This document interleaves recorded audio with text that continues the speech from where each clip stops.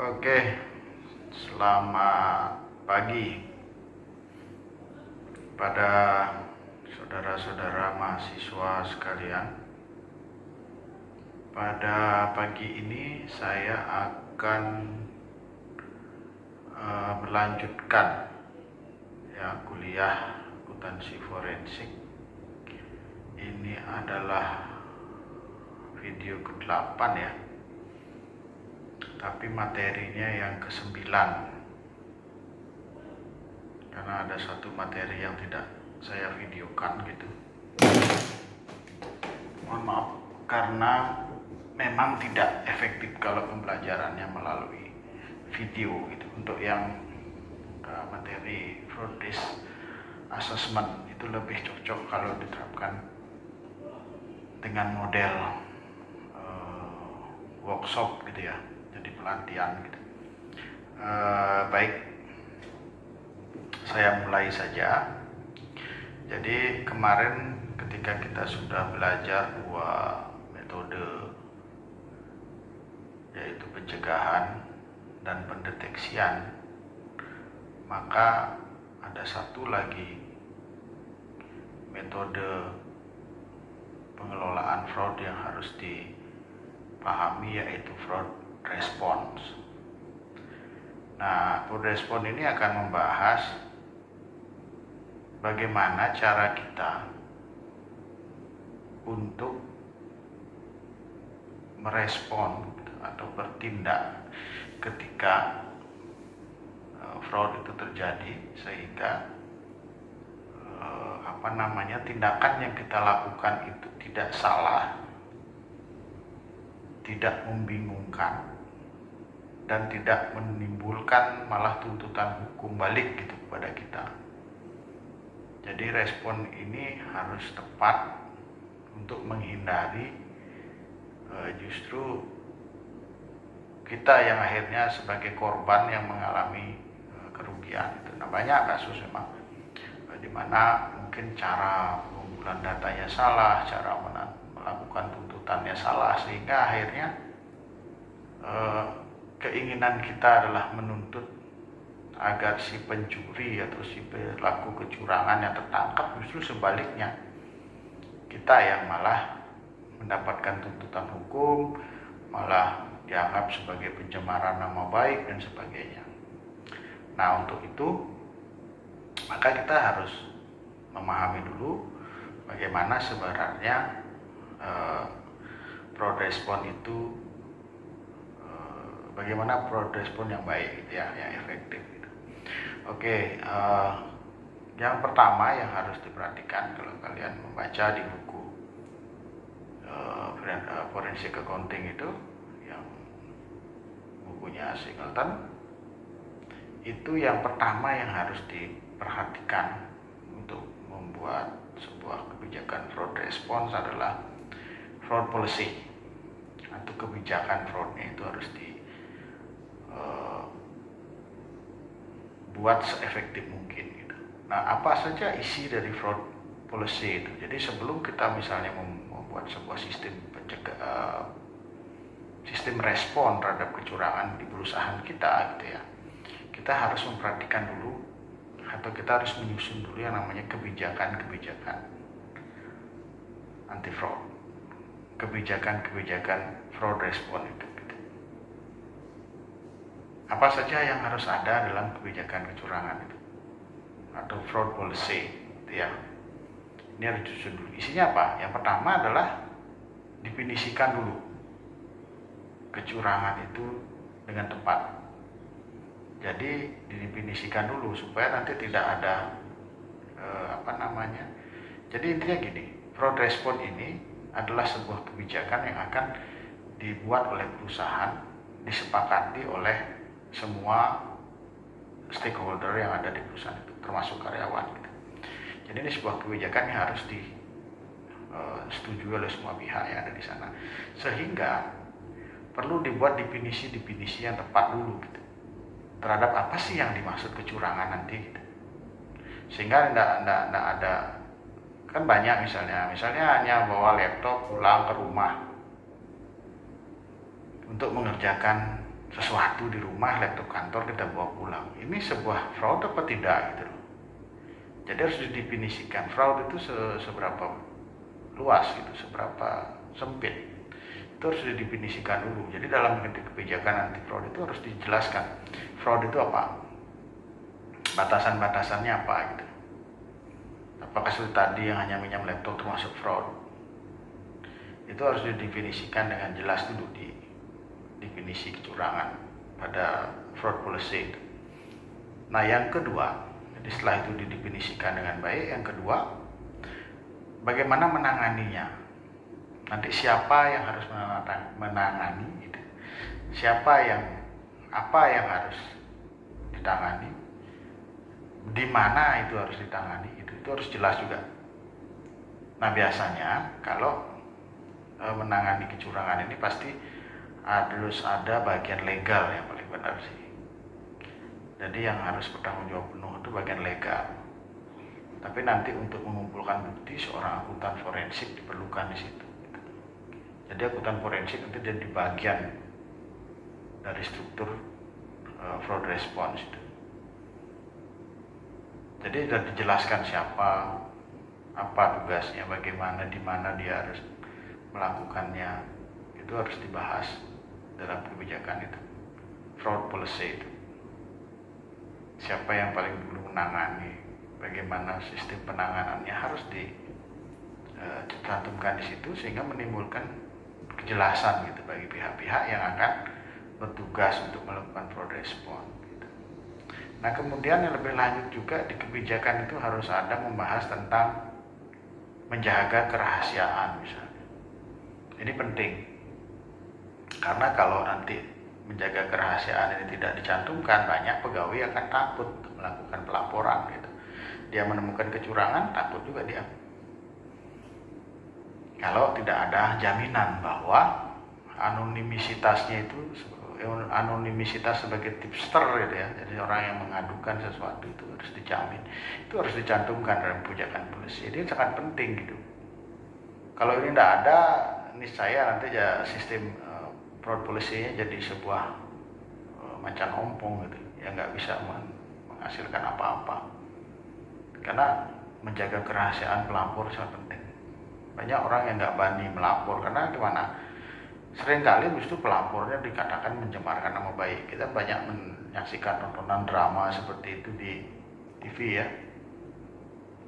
Ada pejabat dilaporkan dianggap pencemaran nama baik, justru yang melaporkan akhirnya yang kena sanksi. Nah ini harus diperhatikan dalam kebijakan ini untuk melindungi pihak-pihak nanti gitu. Karena ini adalah sebuah kebijakan yang akan disepakati oleh semua pihak.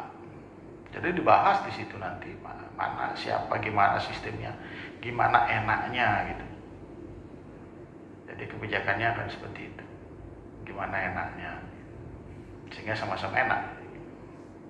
Tidak ada yang justru terbalik gitu ya, orang yang berniat baik justru mendapat sesuatu yang tidak baik. Nah kemudian harus ada struktur formal. Jadi dalam kebijakan fraud itu harus ada struktur yang jelas.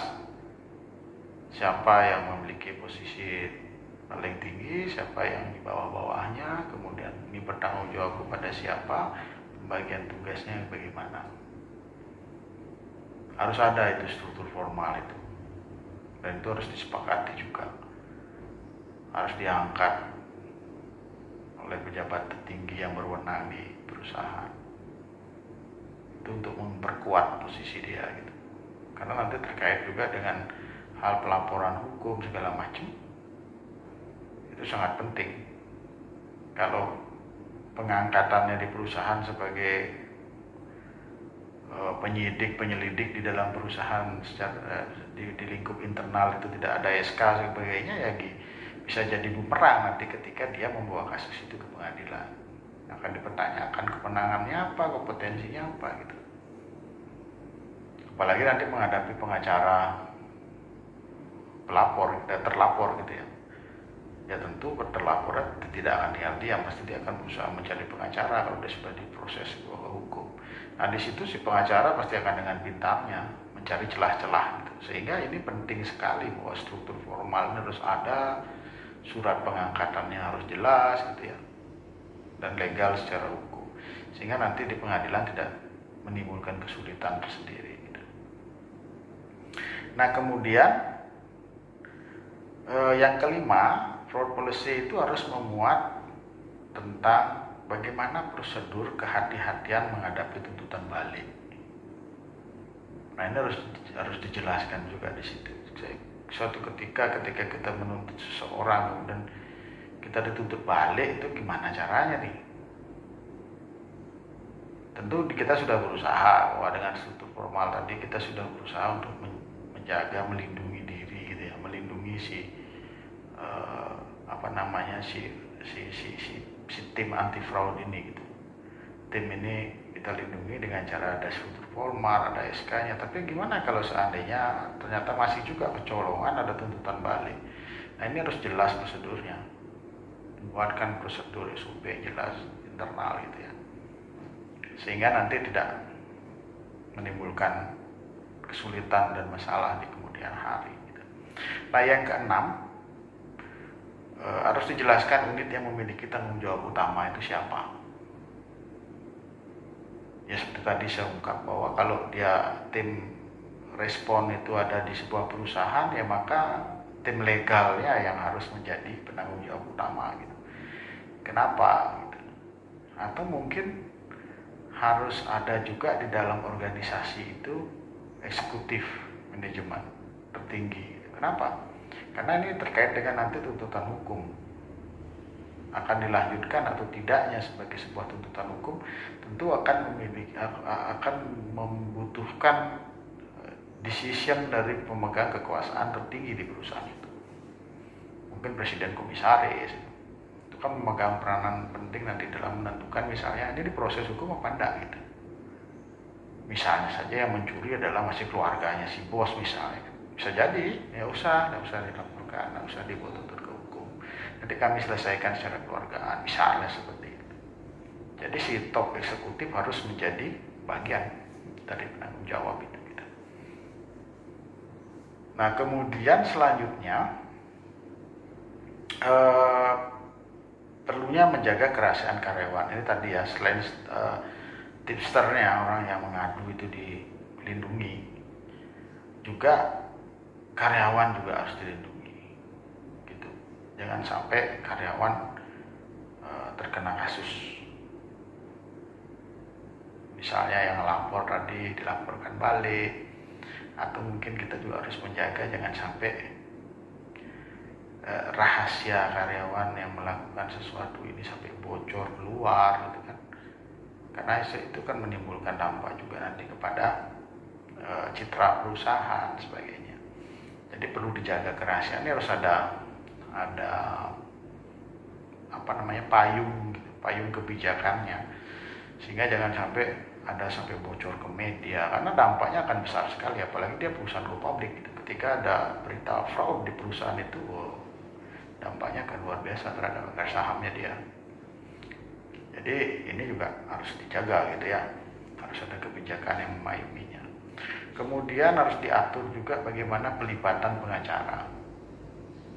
Kalau memang nanti diperlukan ada pengacara, diperlukan ada tim hukum lain selain tim legal yang ada di dalam perusahaan, mungkin harus diatur juga siapa yang meng-hire, bagaimana sistem pembayarannya, apakah nanti diputuskan oleh pimpinan tertinggi atau diputuskan oleh tim atau gimana. Itu juga harus diatur gitu. Bahwa tidak nanti kejadiannya sudah kasusnya mau sidang baru bingung mau nyari pengacara gitu. Ternyata pengacaranya internal nggak boleh karena secara kode etik tidak diperbolehkan karena dia ada konflik of interest gitu ya. Satu sisi dia sebagai pejabat pengacara gitu, satu sisi dia sebagai orang internal di perusahaan. Apakah boleh seperti itu gitu? Jangan sampai ada perbenturan atau pelanggaran kode etik, sehingga perlu diatur bagaimana pelibatan pengacara gitu. Nah, kemudian yang terpenting terakhir adalah dikomunikasikan pada karyawan. Seperti yang saya ungkap di awal, bahwa fraud policy ini adalah sebuah kebijakan yang diambil bersama-sama gitu. Sebaiknya diambil bersama-sama. Sehingga karyawan itu harus tahu dia gitu. Harus dikomunikasikan. Ini loh yang menjadi kesepakatan, misalnya perwakilan serikat pekerja sudah diundang misalnya. Kemudian disosialisasikan. Ini kesepakatan wakil karyawan dengan manajemen gitu. Jadi harus tahu begini. Nah, kalau kebijakan ini sudah ada, maka ini bisa menjadi payung hukum, bisa menjadi payung bagi proses penegakan anti fraud gitu di dalam perusahaan. Oke, itu yang pertama ya, fraud policy itu yang harus disiapkan. Nah, kemudian kedua, di sini dibahas fraud response team. Nah, siapa aja yang menjadi tim itu? Siapa aja harus dimasukkan? Tadi sudah saya singgung beberapa di depan. Jadi siapa yang harus terlibat? Selain kebijakan fraudnya seperti apa, tadi didefinisikan dengan jelas fraudnya ini, siapa yang bertanggung jawab, bagaimana proses prosedur dan sebagainya, termasuk perlindungan terhadap karyawan, terhadap pengadu, whistleblowing itu bagaimana dia perlindungannya, kemudian bagaimana penunjukan pengacara dan sebagainya, itu diatur di kebijakan. Kemudian selanjutnya dibentuklah tim. Nah, siapa yang harus ada di dalam tim response ini? Nah, ini kalau kalian bisa lihat di buku, di halaman 161 itu ada fraud response teamnya. Itu adalah yang pertama, seperti yang saya ungkap tadi, adalah timnya terdiri dari legal litigation gitu ya. Jadi isinya adalah orang hukum yang memahami tentang proses litigasi atau tuntutan, yang bisa membuat tuntutan, yang tahu prosedur penuntutan gitu ya, yang bisa melakukan proses penuntutan hukum.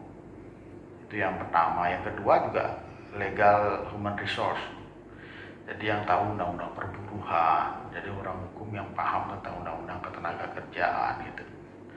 Ini penting karena kita harus paham benar, jangan sampai salah.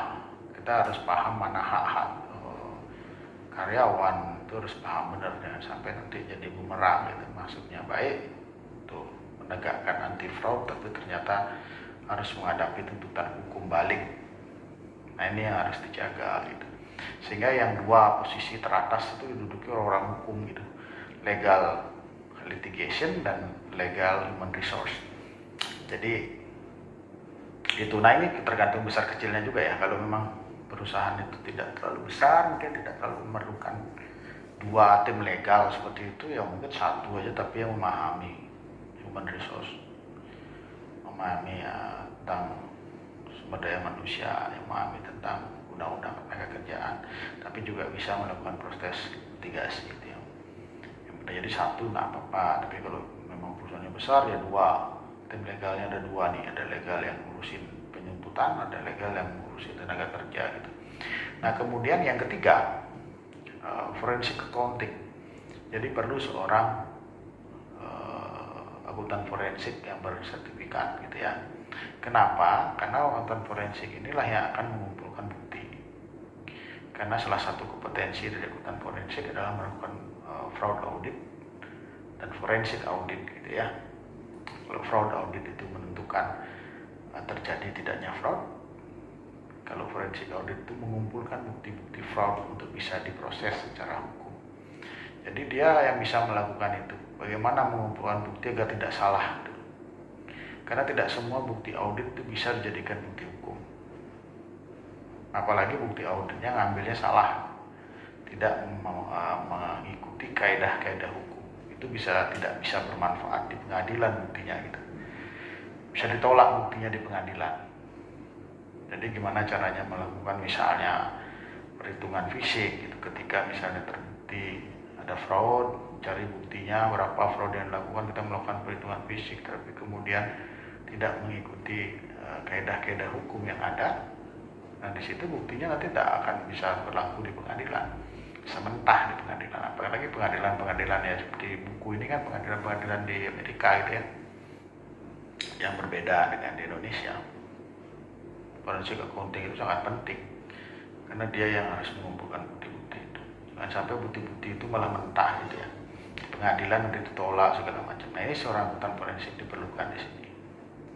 Nah, kemudian selain akuntan forensik, kita butuh digital forensik. Digital forensik ini adalah orang yang akan menggali data, tentu di dunia maya gitu ya. Data-data perusahaan, bukti-buktinya digali. Dia gali data-data dari tindak fraud yang terjadi. Entah itu data-data termasuk apakah misalnya si fraudster gitu, si orang yang berperilaku fraud di perusahaan itu, misalnya ada membeli aset, ada membeli mobil, tanggal berapa, membuktikan bahwa itu ada dari supplier misalnya uangnya, sebagainya, itu digali oleh seorang digital forensik, menggali bukti-bukti digital yang ada di dunia maya ya, yang ada di internet sebagainya, yang menunjukkan bukti-bukti bahwa memang misalnya uangnya yang digunakan untuk membeli mobil adalah bukti hasil kejahatan dan sebagainya. Itu digital forensik yang punya peran untuk menggali data-data itu. Kalau kita lihat digital forensiknya KPK misalnya, itu sangat-sangat hebat sekali gitu. Bahkan mereka bisa tahu sampai dulu pernah, saya tidak sebutkan ya namanya, KPK pernah mengungkap bahwa seorang pejabat yang bukan terduga sih, sudah divonis gitu, sebagai koruptor, itu ternyata punya rumah di mana-mana, punya tanah di Bali, punya istri 5. Itu kerjaannya digital forensik gitu, menggali data sampai ketemu punya istri 5, tanggal sekian tidur di rumah istrinya yang nomor berapa gitu. Nah itu semua pekerjaannya digital forensik, sampai tahu rumahnya ada di mana saja, beli mobilnya kapan, itu semua digali, mining datanya dari internet, dari dunia maya gitu. Nah itu kecanggihan sebenarnya alat yang dimiliki oleh KPK, cuman tidak banyak publik yang tahu gitu ya. Banyak, bahkan konsultan swasta itu banyak yang di-hire untuk misalnya ada orang asing yang ingin berinvestasi di sebuah perusahaan di Indonesia misalnya, tambang misalnya. Maka si pembeli yang rencananya membeli perusahaan ini dari luar negeri misalnya, dia akan meng-hire seorang konsultan untuk meneliti gitu, apakah perusahaan ini bermasalah apa tidak. Nah digital forensiknya serem ini kalau yang begini. Dia mau sampai bisa tahu ini ada hubungannya dengan pejabat apa tidak perusahaan ini, pemegang sahamnya siapa saja yang mayoritas. Kemudian ini semua bisa digali, termasuk ada kemungkinan money laundry-nya tidak gitu. Ada kemungkinan menyalahi aturan penguasaan lahannya apa tidak. Ini digital forensiknya luar biasa, bisa melakukan itu. Banyak konsultan yang mampu, bahkan bisa melacak sampai pergerakan orang menggunakan satelit segala macam. Itu semua pekerjaan seorang digital forensik. Oke, selanjutkan beda ngalur ngidul. Selanjutnya tim yang diperlukan adalah cyber forensik. Nah kalau cyber forensik ini lebih kepada melindungi data perusahaan gitu. Fungsinya dia lebih melindungi cyber. Jadi kalau bank tuh ya punya cyber forensik. Gimana caranya menyetop virus yang ingin masuk ke perusahaan melalui komputer misalnya, melalui internet. Bagaimana orang mau mencuri data nasabah misalnya, ini seorang cyber forensik yang melawan gitu ya, adanya yang harus bisa melawan. Ini juga diperlukan ya, terutama untuk tim respon perusahaan-perusahaan besar yang saya bicarakan ya. Ini perlu seorang cyber forensik untuk melindungi database perusahaan gitu, supaya tidak gampang dihack oleh para hacker dan sebagainya. Nah itu cyber forensik, itu semua orang IT ya, digital forensik orang IT juga, cyber forensik juga orang IT, tetapi dia memiliki kompetensi yang berbeda. Nah selanjutnya internal audit juga perlu gitu. Kenapa dia perlu dilibatkan ya? Karena dia yang paling tahu, karena dia yang ngobok-ngobok keuangan perusahaan dan anak-anak perusahaannya setiap tahun, dia paling tahu seluk-beluknya gitu, sehingga internal auditnya harus dilibatkan, masuk ke dalam tim juga gitu. Jadi dia harus ada di dalam tim respon ya, sudah jelas itu. Nah kemudian perlunya seorang public relation untuk masuk juga di tim ini. Kenapa? Public relation ini yang harus menghadapi orang luar, menghadapi media yang ingin tahu gitu ya. Misalnya nih ada perusahaan A ketahuan bocor, ada ada isu, ada fraud di dalamnya. Nah seorang public relation inilah yang menghadapi wartawan yang ingin tahu gitu ya. Karena public relation ini kan paling luas dalam hal ngeles gitu ya. Ya ngeles dalam arti positif ya. Karena dia seorang public relation, dia bisa menyembunyikan, bisa ya berusaha bisa bertutur kata dengan baik, tidak cepat terpancing emosi sebagainya. Itulah seorang public relation, sehingga dia bisa dengan ya mungkin dengan luas dan fleksibel untuk mengalihkan isu-isu itu supaya tidak berkembang luas di masyarakat, termasuk dia menjalin hubungan dengan media gitu ya, dengan koran, dengan televisi dan sebagainya, tentu untuk melindungi perusahaan. Kalau sampai ini bocor ke media seperti yang saya ungkap tadi, apalagi dia perusahaan go public, bisa terbayang bisa ambruk langsung dalam 1 hari itu harga sahamnya kalau sampai informasi yang tentang fraud ini bocor keluar gitu. Itulah perlunya seorang public relation dalam tim respons fraud itu. Jadi perlu seorang public relation. Nah yang terakhir eksekutif manajemen ini perlu ada, karena dia yang mengambil keputusan akhir seperti yang saya sudah singgung di depan. Ini akan dilaporkan ke hukum apa tidak gitu. Itu pasti memerlukan keputusan top pimpinan, top manajemen gitu. Karena kalau enggak gitu ya nggak berani ambil tindakan kan.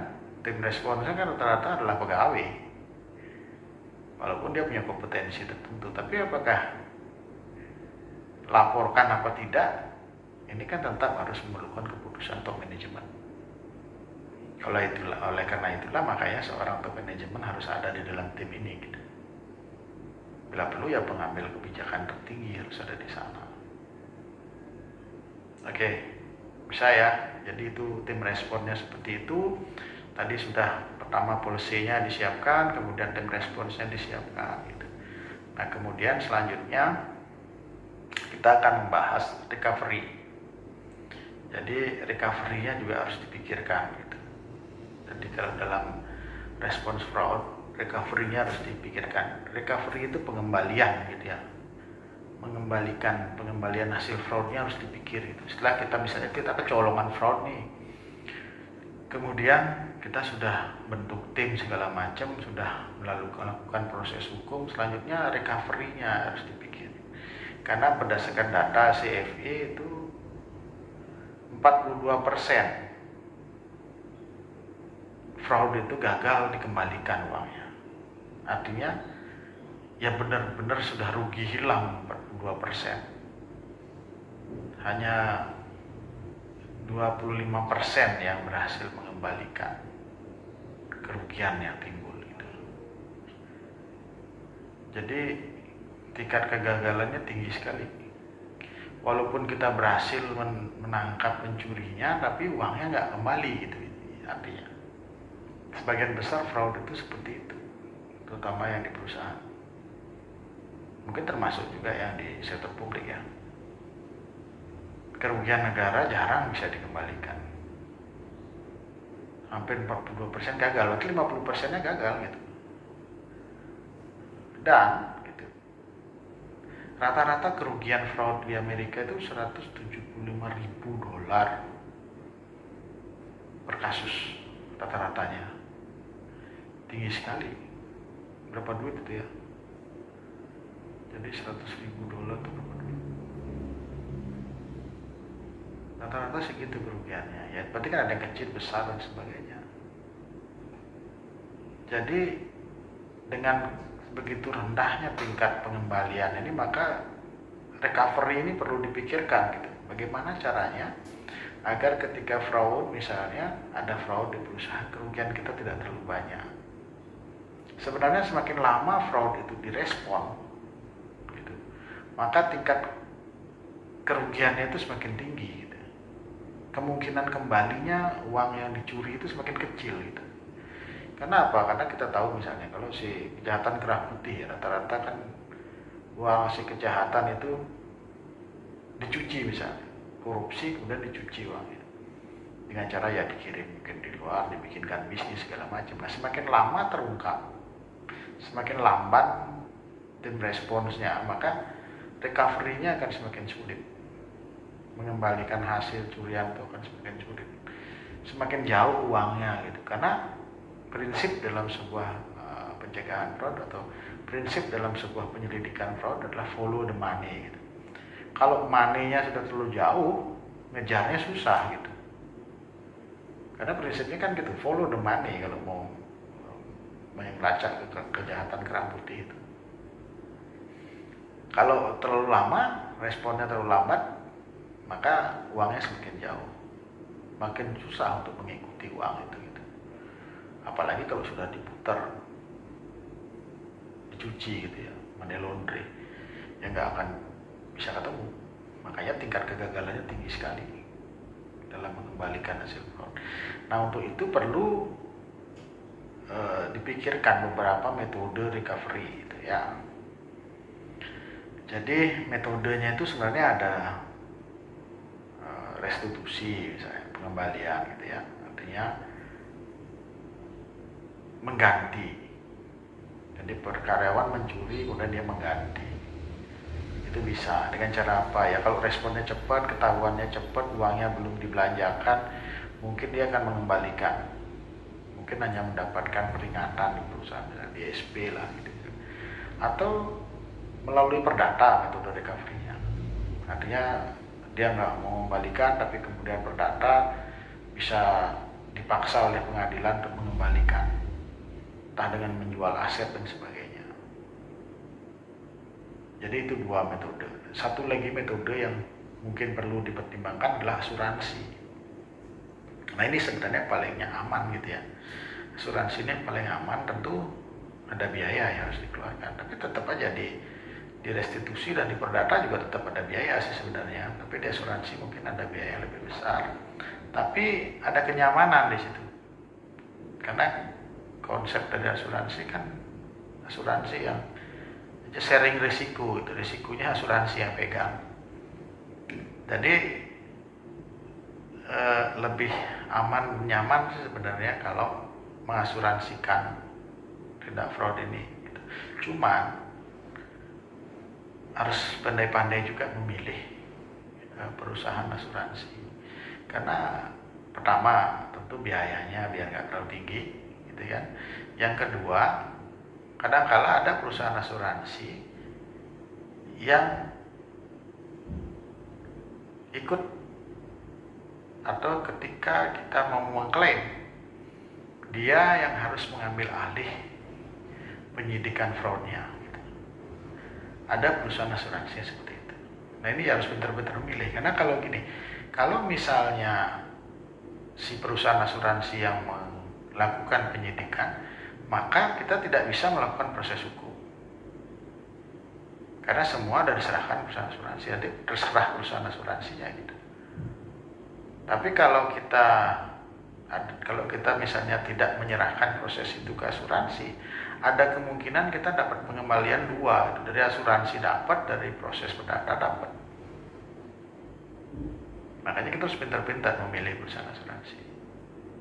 Gitu. Jadi perusahaan asuransi mau mengklaim, tapi tidak terlalu banyak ikut campur di penyidikan misalnya. Dan kita bisa melakukan penyidikan dan melakukan proses hukum perdata misalnya. Sehingga kita bisa dapat untung malah gitu. Dari asuransi dapat, dari perdata dapat.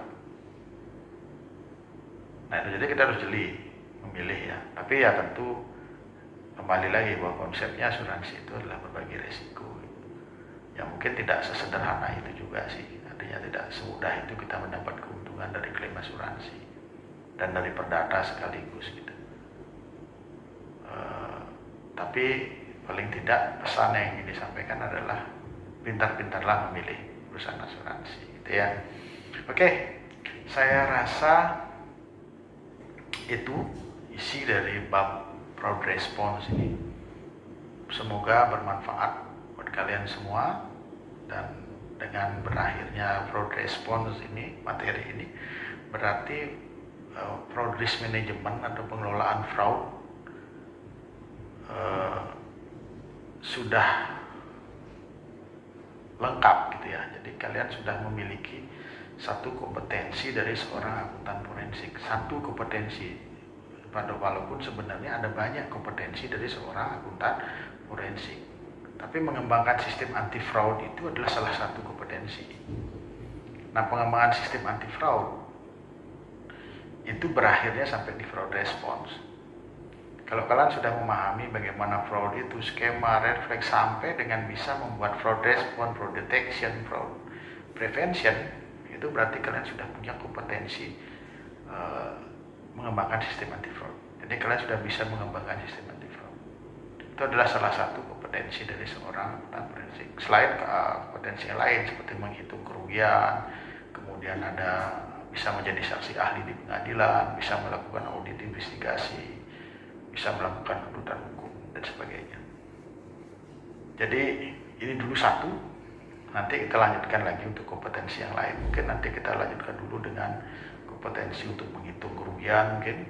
Kemudian seorang akuntan forensik itu juga bisa melakukan fraud audit, investigasi audit gitu ya. Nanti kita akan pelajari di materi berikutnya. Oke, sekian materi hari ini dari saya. Semoga semua sehat selalu, dan saya akhiri dengan selamat siang.